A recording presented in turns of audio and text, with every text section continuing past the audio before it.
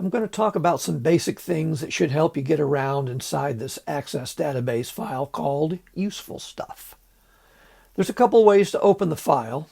One of those ways is to find the file in its native folder location, or in this case, the desktop, and just double-click it.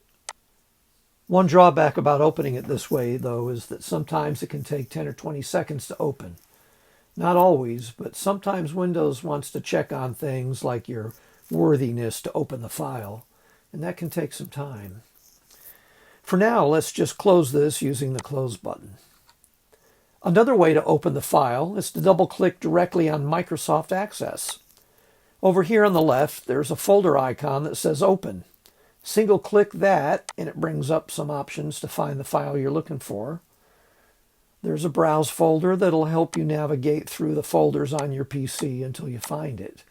Or you can hit the Escape key on the upper right of your keyboard and go back to the previous screen and search for the file by name up here in the search box. For now, let's just hit the Home key on the upper left and go back to the main screen. If you recently opened the file, which we have done, it should appear right in this area. Simply single-click the file and you're on your way. Right now, there's only 2 records in this file. You can see how many records there are and which record you are on by looking at the lower left area of the form.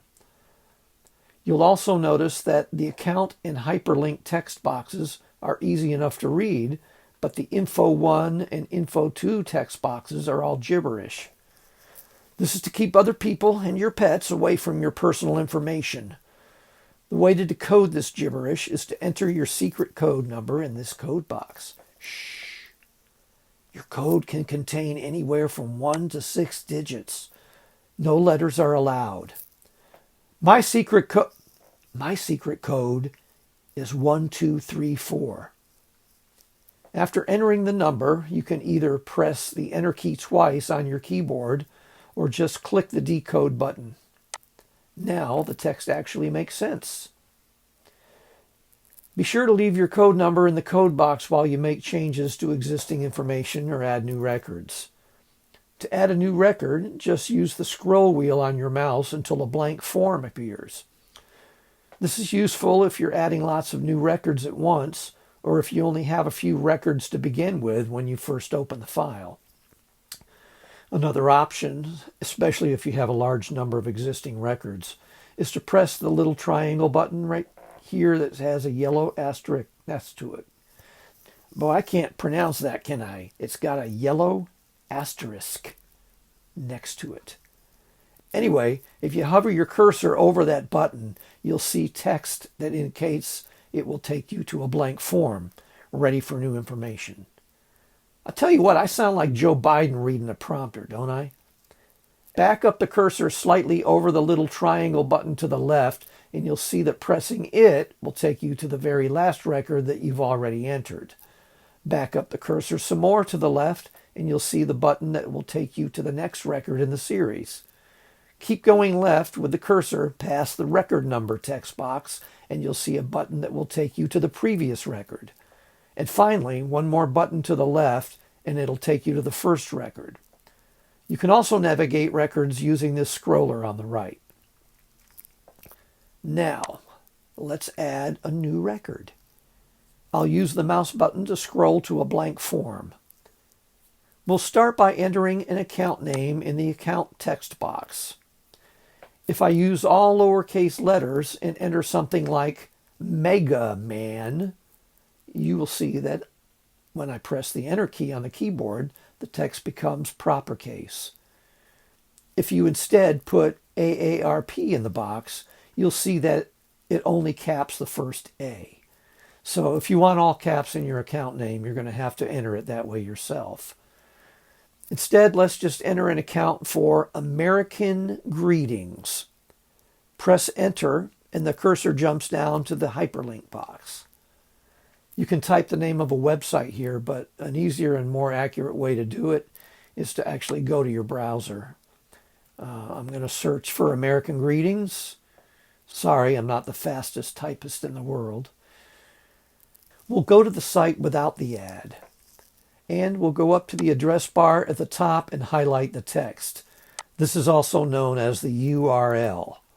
We'll copy the text, either Control-C or right-click and choose Copy. Let's close the browser now and go back to our hyperlink text box and either press Control-V or right-click and choose Paste. Press the Enter key on your keyboard and let's type an email address in info number 1. jallaire@tampabay.rr.com. Press the Enter key again and we'll type a password in info 2. Howdy, sir. All right, now let's jump over to A1.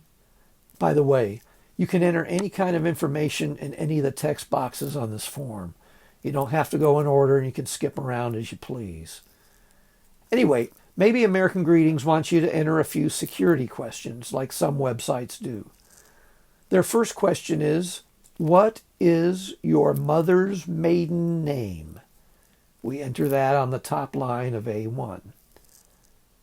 On the line below it, we give our answer, Crawdad. Another security question. Who was your favorite grandparent? Answer, Pop Roach. All right, now let's test the information we just added. Click the Copy Info button. This copies the text right next to it to the clipboard.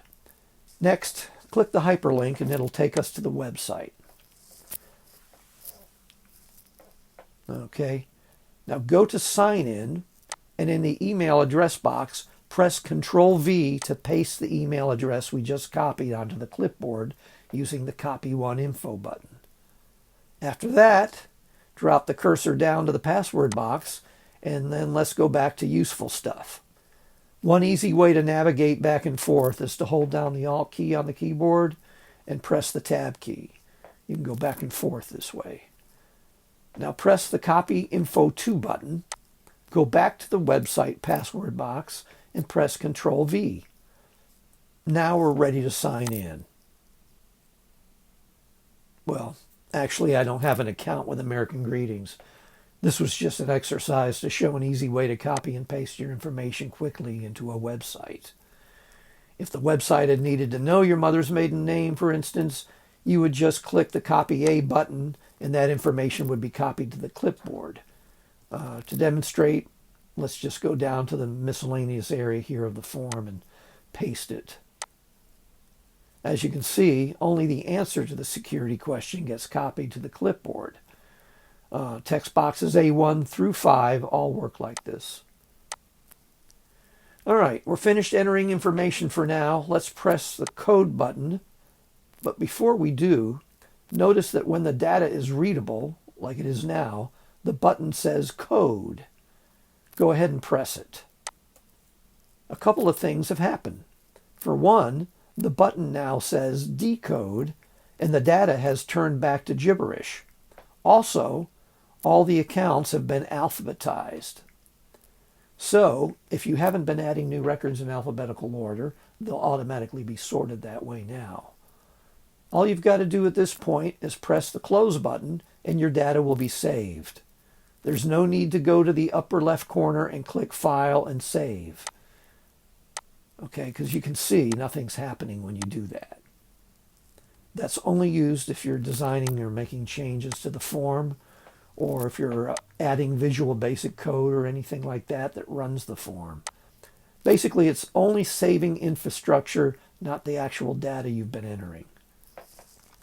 Something else that can be a little bit confusing is clicking File and Save As. The main reason you want to do that is to create another instance of the file you're working on. If you wanted to save the file to a USB stick, this would be the way to do that. Click File, Save As, Save Database As, which should already be highlighted, Access Database, default database format, which should also already be highlighted, and go down to the Save As icon.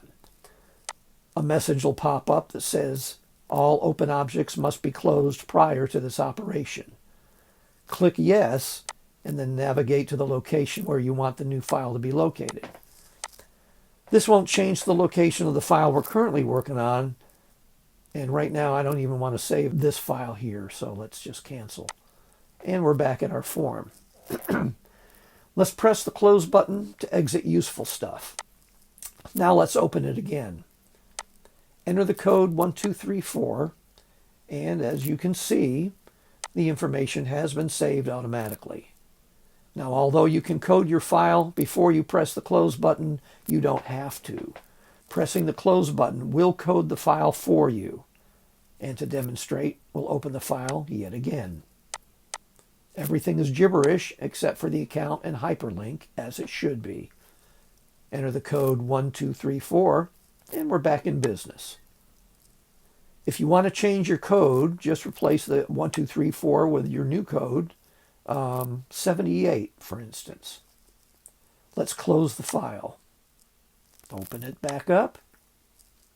Enter the new code, 78, and there it is. One final thing, never exit the program using the X at the top right of the Microsoft Access screen. Now, although it'll close the program, it will not code your data. And then the next time you open the file, there's all your easy-to-read private information that even your dog can see. If that happens, you can fix it by entering a code number, same one or different, in the code box, and then just press the close button. Open the file again, and the gibberish will return. Enter the code number, press the decode button, and you're back in business once again. Close the file, and you can rest easy. And now you know just about everything you'll ever need to know about anything.